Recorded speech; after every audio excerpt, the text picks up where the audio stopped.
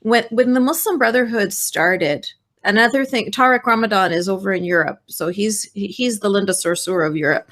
When the Muslim Brotherhood started, they said, we want to have our children in the West so that they can understand the Western mentality, so that they can fight it from within. Because we are at a disadvantage, because we're not born and raised in the West, so we don't know how to talk to these people so that we can convince them of what we want to convince them.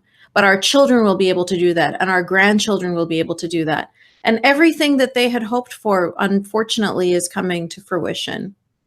It's still going on. I mean, that same strategy from such organizations, especially the Muslim Brotherhood, is still going on. I mean, there are still so many people in the world, especially in the West, who don't really know, although the history is very rich about that, who don't really know how to define the Muslim Brotherhood, how to really have an opinion about it, what opinion to have about it. So it sort of works what they are trying to do, but yeah, and I think it's because people are confused because they see Muslim Brotherhood, and so they assume that they are just average, normal, everyday, law-abiding Muslim citizens, and Hizb ut-Tahrir, and I could go on and on. There's Islamist organizations as well as jihadi organizations. Just because they don't have a sword and they're not taking sex slaves doesn't mean that they don't have the exact same mindset, the exact same goals, but they're just doing it in a different way. Islamists will do it through government, and jihadis will do it through violence. And the Women's March, which is supposed to be liberal, liberating, comes and walks with those people hand in hand. It doesn't even make an explanation about it. It's just yeah, it's very, very confusing.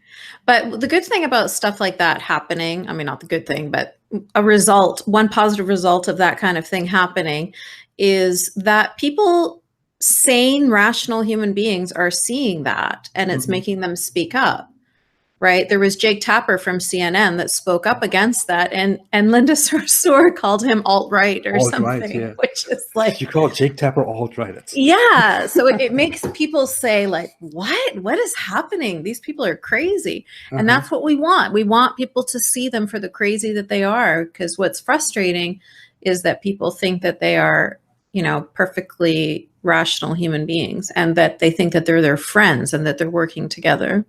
I also have a lot of people on the far left that have to go into like, oh, you Nazi loving white supremacist, same thing. Again, they just repeat the same like sound bites, like I had even people from that side of the spectrum, even from the far left, as you say, telling me that Muslims sending me such insults and threats do that rightfully because I'm insulting them and their religion, which is why they can normally do such things to me. MashaAllah, they are such good.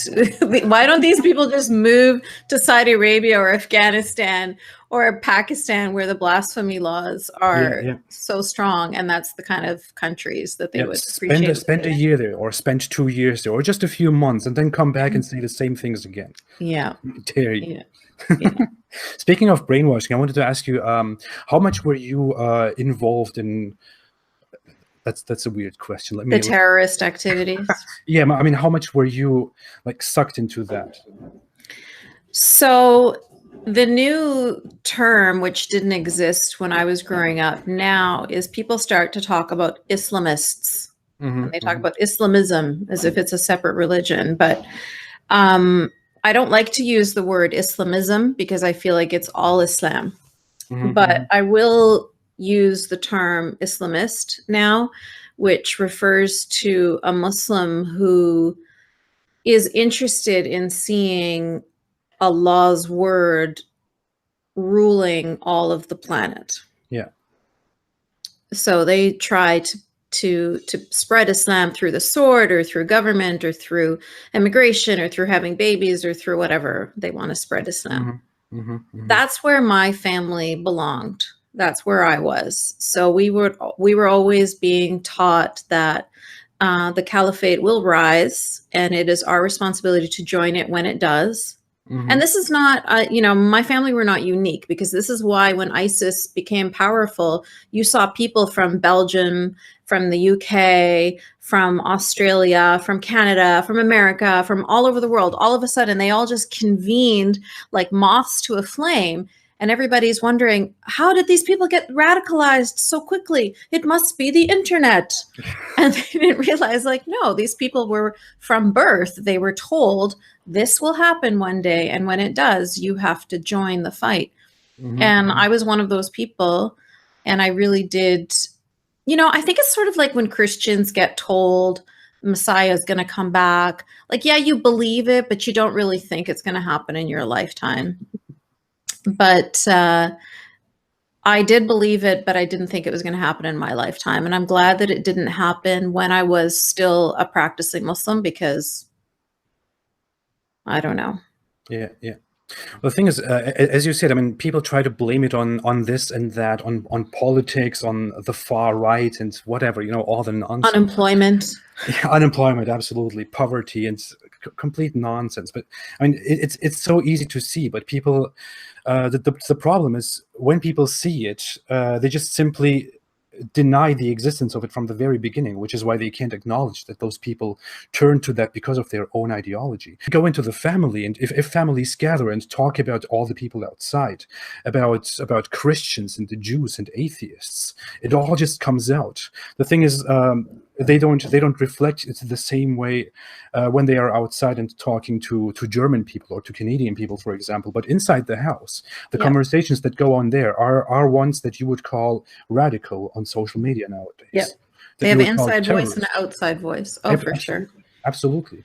In my family, which was a rather mysticist and peaceful family, as well as in other similar families, there was always this extreme verbally expressed hatred towards mainly Jews, then Christians, because we used to live among them, and then all the other ones. They wouldn't even mention atheists by name, for example. They wouldn't even respect the existence of atheists.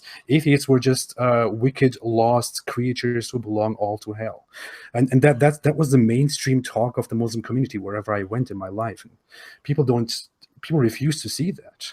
Yeah, totally, 100%, completely agree with you. And the problem is when you give somebody like an Islamist, like these people that I was mentioning, you give them a microphone, and what do they say?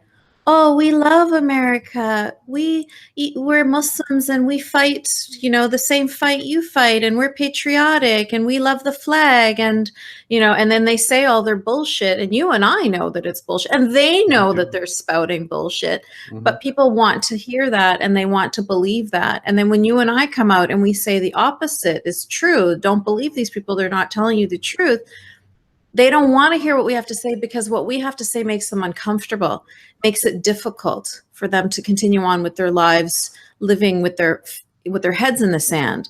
If Linda Sarsour tells them something, oh no, we're all patriots, then it's easy for them to say, oh, okay, no problem. Let's get on with our lives. But when you and I come along and say, no, that's not actually the case, then then they have to do something about it, and they don't want to have to do anything about it.